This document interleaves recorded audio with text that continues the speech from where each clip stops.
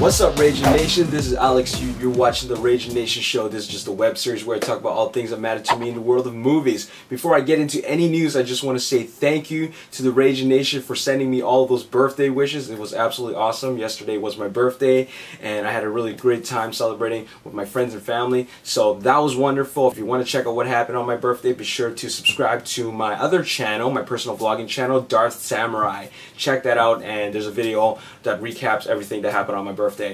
Anyways, let's move on to some comic book news. I want to talk about the Daredevil reboot. If you don't already know, Daredevil was being rebooted, and I say was because it is no longer being rebooted, at least for a while, because Fox Studios holds the production and distribution rights of the Daredevil movie property up until October 10th of this year. So if they don't work on it by October 10th, it's not happening, and they got to revert the holding of the rights back to Marvel Studios. So originally, Joe Carnahan had a story pitch for the Daredevil reboot. He pitched it over to Fox Studios. Unfortunately, they didn't really buy into it. It was more of a retro approach, and he wanted to get away from the Mark Steven Johnson version as much as possible, which is good, but they weren't having it. And Fox Studios actually mentioned that rebooting Daredevil was actually not in their best interest at the moment. So that's not happening. But what does it really mean for us fans and audiences? What it really means is that we're not seeing a Daredevil reboot for a very long time. And I would actually rather see a Daredevil reboot before I see a Fantastic Four reboot.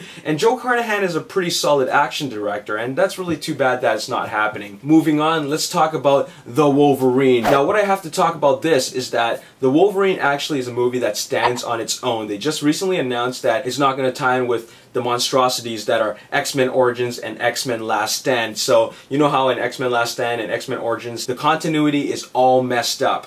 So this one, they're starting fresh. It's going to be a standalone film. It can almost be considered a spin-off, but that is what's happening with the Wolverine. And James Mangold is directing it, and he mentioned that it's going to have fewer mutants in it. In X-Men Last Stand and X-Men Origins Wolverine, there were just so many mutants that you almost couldn't keep track of everybody and who's who.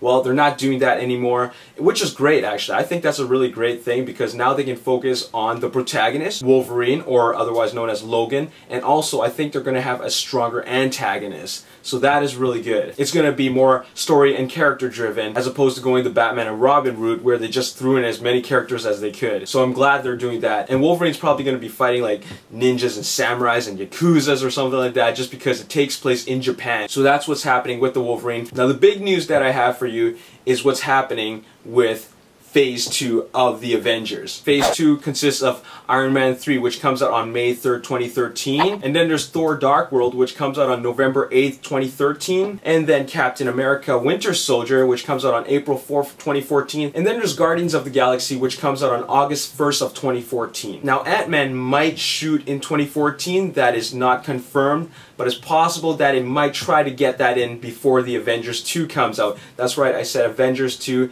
and the Avengers 2 has an official release date. I mentioned in a previous video that it's going to be directed by Joss Whedon. That's totally confirmed. Now the release date is confirmed, and it's going to be for May 1st of 2015. That's less than 3 years from now, so they're already starting to plan that out. Now Joss Whedon actually might have a hand in producing the other movies like Thor and Captain America and Guardians of the Galaxy, because a little bit of what happens in those three movies is going to lead up to what happens in the Avengers 2. So they're going to follow the same formula as Phase 1. And Phase 1 was the origin story of all these characters. The Avengers sequel, the Avengers 2, will be coming out on May 1st of 2015. Now before I end this episode of the Ragin Nation show, I want to mention to you guys that in DC comic news, Zack Snyder actually mentioned that John Williams' iconic Superman score will not be featured in Man of Steel. Hans Zimmer is scoring the Man of Steel, but they're going to exclude the iconic score that John Williams composed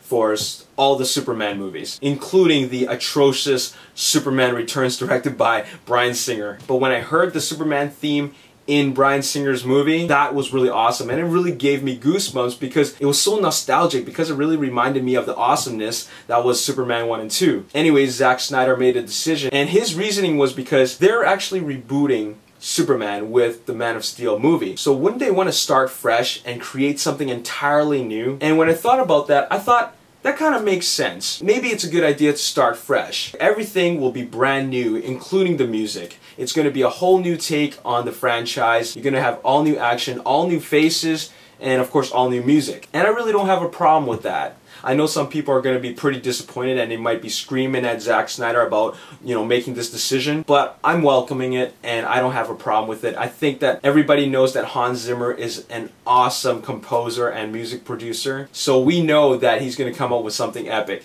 And I'm really curious to see what it's going to sound like. So let me know in the comment section below, what are your thoughts on John Williams' iconic Superman theme being excluded from the Man of Steel score? Do you not like this idea, or are you welcoming Hans Zimmer's new take on the Superman theme? Let me know down below. As always, if you enjoyed this video, hit that like button, subscribe to my YouTube channel, like me on Facebook, The Ragin Nation, and also follow me on Twitter at Ragin Nation. My name is Alex Yu, and thanks for watching The Ragin Nation Show. I'll see you next time. Peace. Down to earth. Because her presence begs the question, why is this happening to me? I'm just someone who works in a lab. Why do the bad guys want to kill me? And that's when Aaron Cross